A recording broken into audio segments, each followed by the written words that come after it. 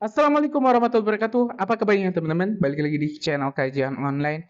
Presiden Prabowo Subianto akhirnya mendengar teman-teman berbagai kritikan-kritikan, nasihat dan juga saran khususnya dari Mas Gibran, Mas Wapres Gibran Rakeraka yang memberikan saran agar amnesti, abolisi Tom Lembong dan juga Hasto Kristianto itu dikaji ulang. Bukan tanpa alasan, teman-teman. Orang yang diberikan pengampunan bukannya taubat, bukannya mawas diri, tapi malah semakin jadi gilanya. Kita lihat saja ini Tom Lembong sampai teman-teman melaporkan semua hakim, semua jaksa yang menuntut dirinya, melaporkan berbagai pihak yang dirasa memang sengaja teman-teman untuk menjebak dirinya sehingga divonis bersalah. Ada juga ini Hasto Kristianto, maaf. Hasto Kristianto yang saya dapat infonya kembali dijadikan teman-teman Sekjen PDIP dan diberi tugas khusus oleh Ibu Megawati Soekarno Putri untuk mengkritik pemerintah. Itu sudah bukan main-main lagi kayaknya.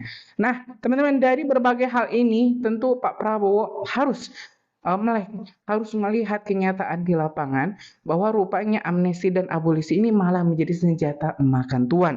Bisa saja teman-teman amnesti ini malah membuat koalisi yang sudah susah payah Pak Prabowo bangun bubar. Dan ini tentu kita tidak inginkan. Ada Pak SBY yang sudah mengatakan bahwa Prabowo jangan semena-mena, jangan berada di atas hukum. Jangan mempermainkan hukum. Ada juga ini Pak Jokowi yang kita tahu sendiri teman-teman bermusuhan dengan Ibu Megawati dan kita tahu sendiri ini Pak Hasto begitu bencinya dengan keluarga Pak Jokowi apalagi Mas Gibran. Bahkan Hasto menyebut, saya tidak mengakui Gibran sebagai wakil presiden. Kata-kata seperti itu saja sudah cukup untuk membuat Hasto dijebloskan kembali ke jeruji besi. Nah, teman-teman, kita mau mending simak dulu, kita kaji dulu informasinya. Apakah Pak Prabowo bakal segera membatalkan amnesti dan juga abolisi Tom dan juga Hasto? Kita simak video selengkapnya. Pemberantasan Korupsi (KPK) merespon soal amnesti yang diberikan Presiden Prabowo Subianto kepada terpidana kasus suap Sekretaris Jenderal Sekjen PDIP Hasto Kristianto.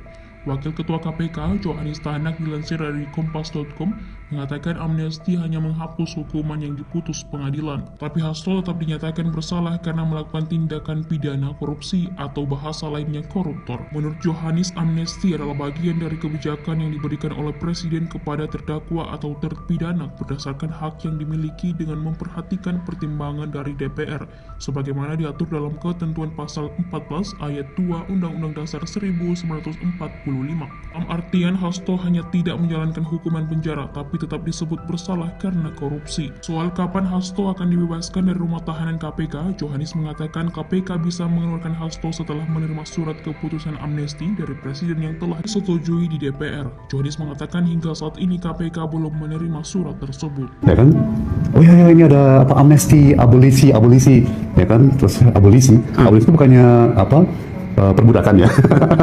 Pak Anies juga pernah kuliah di Amerika, tahu bahwa di abad ke-19 khususnya zamannya Abraham Lincoln ya, Presiden Abraham Lincoln. Ini buat konteksnya nih buat teman-teman semua. Jadi abolisionis itu adalah label yang diberikan kepada orang-orang yang memperjuangkan penghapusan perbudakan.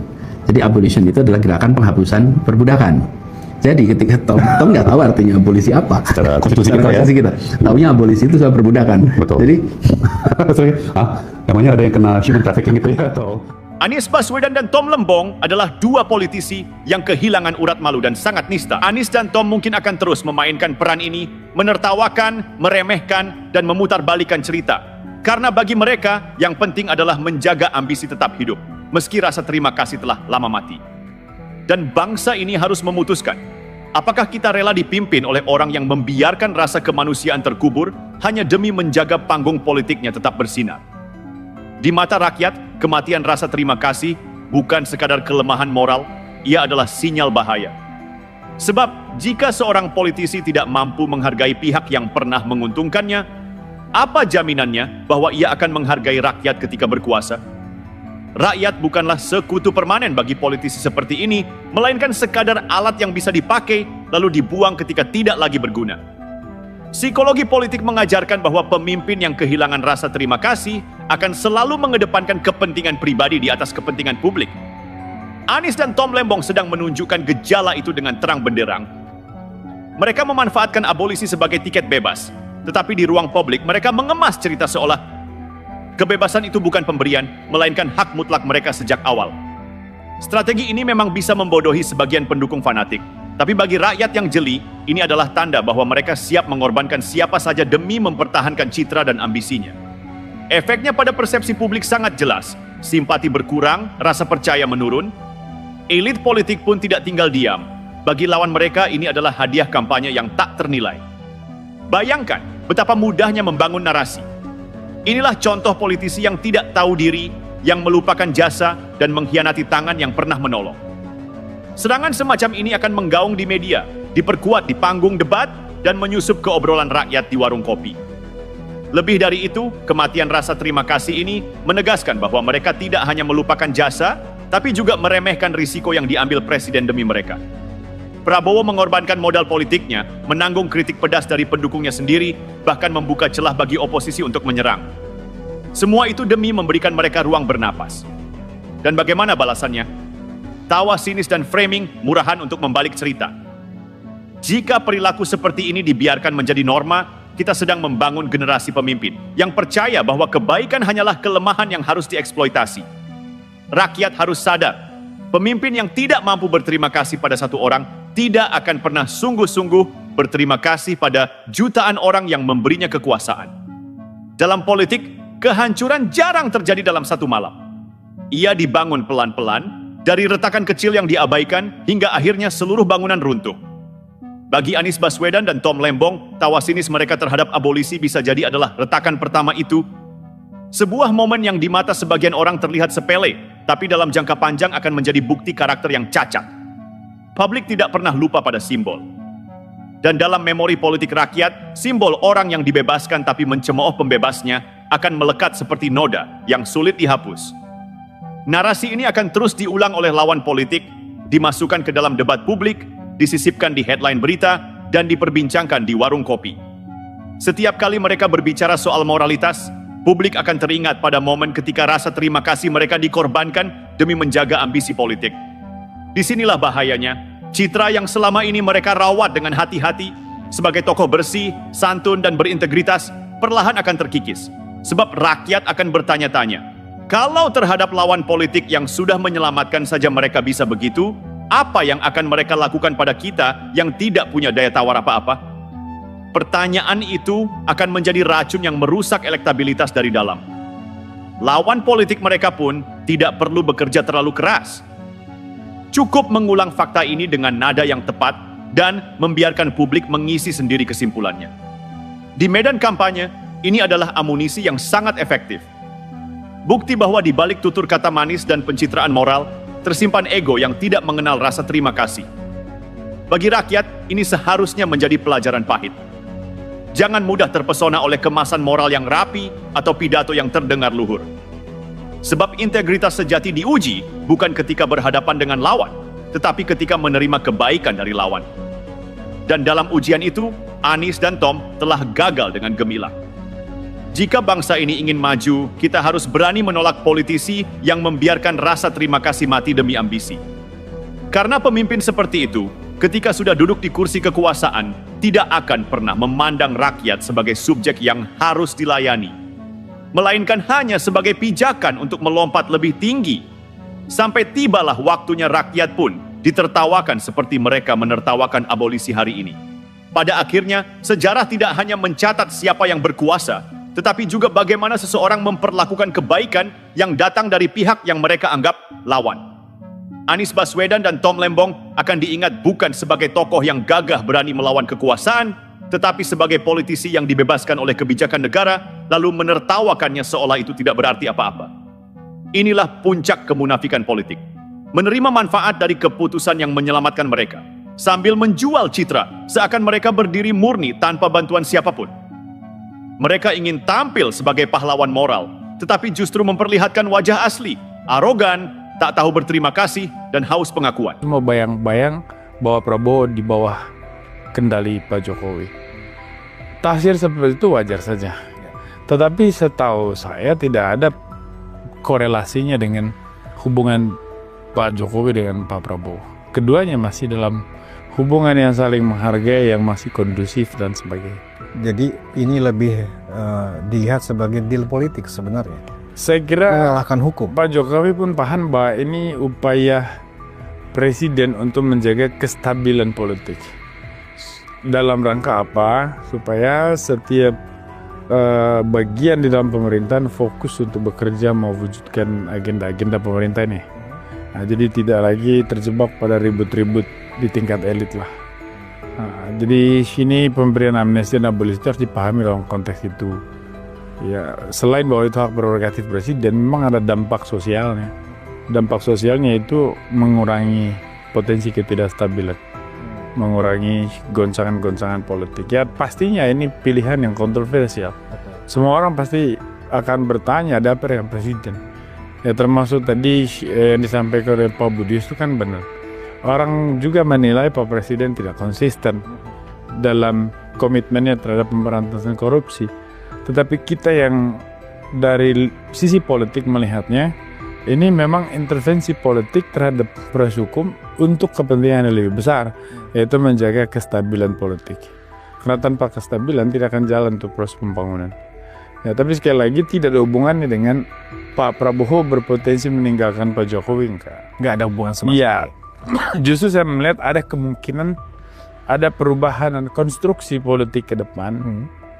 Mungkin tujuannya adalah untuk kembali membangun islah di antara berbagai pihak yang dianggap bertikai. Ya, kan kita Maksudnya islah antara PDIP dengan Pak Jokowi. termasuk menurut saya itu juga akan menjadi peluang baru. Artinya mungkin saja Pak Prabowo mau memainkan peran sebagai katalisator yang mewujudkan konsensus dan rekonsiliasi di antara kelompok-kelompok politik ini, termasuk di antara Pak Jokowi dengan Ibu Mega gitu.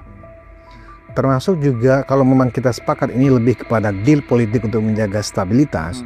Berarti kan begini, situasinya kan memang anggaplah mengenai surat pemakzulan Capres Gibran kan. Itu kan memang kartu as. Betul. Ya, masih ada di tangan DPR. Sewaktu-waktu surat itu kan bisa aja dibahas.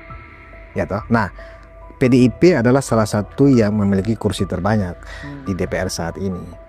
Kalau Kim plus yang lain mungkin sampai sekarang kita lihat memang tidak ada yang ingin membahas surat pemakzulan itu dalam rapat paripurna misalnya. Nah, apakah yang terselip dalam bargaining Pak Prabowo dengan PDIP, ya khususnya kita bicara PDIP ya, karena kan Anies dan Lembong kan nggak jelas partainya, kan gitu.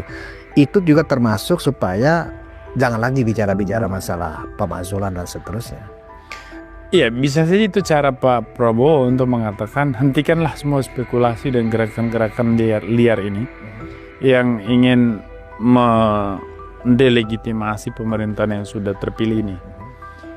Perkara soal pemakzulan kan sampai hari ini tidak punya dasar. Salah satu dasarnya adalah proses pencalonan wakil presiden di Pilpres. Nah, kalau itu menjadi dasar kan kita semua udah tahu bahwa artinya perkaranya adalah paket Prabowo Gibran, bukan Gibran per se. Maka upaya pemakzulan itu tentu mengarah kepada pemakzulan presiden juga. Dan presiden tahu betul itu. Karena mengacu kepada Undang-Undang Dasar pasal 7A.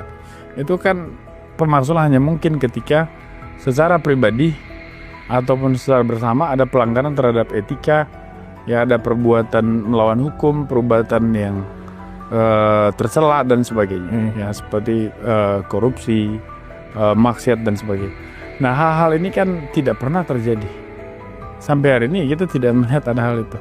Nah, kalau pemakzulan hanya karena pencalonan di Pilpres, tentu ini akan menjadi presiden yang sangat buruk dalam sejarah demokrasi Indonesia ke depan. Bahwa seorang wakil presiden bisa dihakimi secara sepihak oleh elit-elit politik setelah Pilpres. Padahal sistem pemilu kita di dalam presidensialisme yang menganut sistem pemilihan langsung, presiden dan wakil presiden itu satu paket. Maka ketika mereka dipilih secara bersama, mereka juga harus berakhir secara bersama. Kecuali salah satunya melakukan pelanggaran terhadap pasal 7A. Yang memenuhi unsur-unsur yang terkandung atau yang termuat di dalam pasal 7A itu. Dan itu kan nggak ada. Jadi sekali lagi, Saya justru menduga upaya Pak Prabowo untuk berdamai dengan semua lawan politik Pak Jokowi ini ingin menjadi mediator di dalam resolusi konflik antara Pak Jokowi dan kelompok yang berseberang, untuk mengatakan secara implisit bahwa hentikanlah segala upaya pemakzulan terhadap Wapres, hentikanlah serangan-serangan soal ijazah dan isu entah apa lagi yang akan menyudutkan Pak Jokowi dan keluarga. Ya. Menarik sekali, Bung Boni. Apakah ini bisa dianggap sebagai presiden untuk ada pemberian pengampunan berikutnya untuk tersangka atau terdakwa atau terpidana korupsi? Kalau Bung menduga akan adakah atau cukup sampai di sini? Semua orang kan mencemaskan itu. Kalau saja presiden dengan hak prerogatifnya kemudian bisa memaafkan semua penjahat di luar sana, terutama adalah pelaku korupsi yang datang dari kelompok politik yang kuat, maka disinilah awal dari kematian penegakan hukum di Indonesia. Tetapi saya percaya bahwa Pak Prabowo tidak bermaksud seperti itu. Bisa saja penggunaan hak prerogatif ini hanya dalam kasus Pak Hasto, kasus Tom Lembong. Kalau kasus Tom Lembong itu kan memang dari awal perdebatan itu kuat di publik. Sebagian orang mengatakan bahwa ini kesalahannya ada pada kebijakan, bukan pada Thomas Lembong sebagai menteri. Ya. Maka kebijakan tidak bisa diadili. Maka perkara ini tidak boleh dilanjutkan secara hukum. Ada yang mengatakan bahwa ya ada kenyataan kebijakan itu membuat negara rugi, ada kelompok yang diuntungkan. Tetapi kan kalau opini ini diikuti, maka orang akan bertanya bagaimana menteri-menteri lain sebelumnya yang juga melakukan kebijakan impor. Kenapa tidak diadili? Nah, memang inilah PR terbesar bagi Presiden Pak Prabowo ini. Mampu nggak dia menjamin bahwa kecemasan kita ini tidak akan terjadi? Bahwa pemberian amnesti dan abolisi itu betul-betul diberikan kepada orang yang tepat ke depan. Bukan semaunya hanya karena sebuah kesepakatan politik. Nah, ini yang orang pasti tunggu. Di dalam sejarah dunia, banyak pemimpin juga berupaya menggunakan hak prerogatif seperti ini, tetapi begitu disalahgunakan justru menjadi serangan balik. Misalnya apa yang terjadi yang Perdana Menteri Yingluck Shinawatra di Thailand pada tahun sekitar 2012 tuh, dia mengajukan RUU amnesti dalam rangka pembebasan tahanan-tahanan politik para pendukung Thaksin Shinawatra dan juga karena itu saudara kandungnya, dan juga ingin melepaskan Thaksin dari delik korupsi itu, yang waktu itu sedang di asilum itu di exile. Nah, ujungnya kan 2014 justru Yingluck yang jatuh, karena itu direspons oleh lawan politik sebagai langkah yang tidak tepat di dalam mendukung penegakan hukum. Sehingga itu menjadi gerakan politik dan berujung pada pencopotan atau pemakzulan Perdana Menteri Thailand. Nah, artinya Pak Prabowo pasti tahu itu. Betul. Bahwa penyalahgunaan terhadap hak prerogatif yang sangat istimewa seperti itu bisa menjadi serangan balik. Dia bisa menjadi kontraproduksi yang membuat justru kekuasaan terganggu. Artinya kasus yang terjadi di Thailand dengan yang sudah kita alami dengan kasus Hasto dan Tom Lembong ini berbeda ya? Sangat beda. Kalau di sana kan memang yang pertama ada vested interest-nya ada. Betul, ada vested interest terhadap kelompok politik tertentu dia. Yang kedua memang tradisi demokrasi monarki di Thailand itu kan seringkali diwarnai oleh kudeta. Jatuh bangun pemerintahan, kudeta oleh kelompok militer. Terus kemudian konflik antar oligarki di kalangan sipil itu sampai berujung pada jatuhnya pemerintahan, itu udah biasa. Kalau di Indonesia kan enggak. Pernah Gus Dur dijatuhkan di tengah jalan, tetapi itu sangat kasuistik karena baru terjadi sekali. Dan itu juga sebetulnya karena ada kompromi yang kebangetan lah di level partai politik di parlemen ketika itu, yang membuat Gus Dur menjadi korban. Tetapi kita untung bahwa satu, institusi keamanan kita profesional tidak pernah terlibat di dalam upaya penggulingan kekuasaan atau perebutan kekuasaan. Dalam hal ini militer kita profesional ya tidak terlibat. Yang kedua, partai politik kita saya kira makin modern ya. Artinya mereka tahu betul bahwa prinsip demokrasi itu pertama sekali adalah menghargai prosedur. Prosedur demokrasi salah satu adalah mekanisme pemilu. Ya teman-teman, barusan kita sudah mengkaji, kita sudah menyaksikan berbagai informasi yang sudah kajian online kumpulkan yang mendukung statement saya barusan, di mana abolisi dan juga amnesti itu adalah hak prerogatif dari presiden dan bisa dicabut kalau misalnya orang yang diberikan amnesti atau pengampunan tersebut tidak memperbaiki diri atau malah kembali melakukan hal kriminal, khususnya korupsi atau ya kriminal-kriminal lainnya. Saya rasa teman-teman, kalau misalnya ini dibatalkan, kalau misalnya Pak Prabowo membatalkan, ada begitu banyak rakyat pendukung loyalis Pak Jokowi dan juga Mas Gibran yang bakal kembali merapat ke kubu Pak Prabowo di Pilpres 2029 nanti. Tapi ya kalau misalnya Pak Prabowo memang memutuskan teman-teman untuk ganti kubu, ganti sekutu, ya siap-siap saja pecah kongsi 2029 itu makin menguat. Dan tentu saya rasa teman-teman, Pak SBY, Pak Jokowi tidak akan tinggal diam, manuver-manuver politik juga bakal terus dilakukan, karena ya tanpa Pak Jokowi, tanpa Pak SBY, ini Pak Prabowo tidak akan jadi presiden. Ya teman-teman, mungkin itu informasi kita hari ini. Gimana menurut kalian? Punya pendapat lain?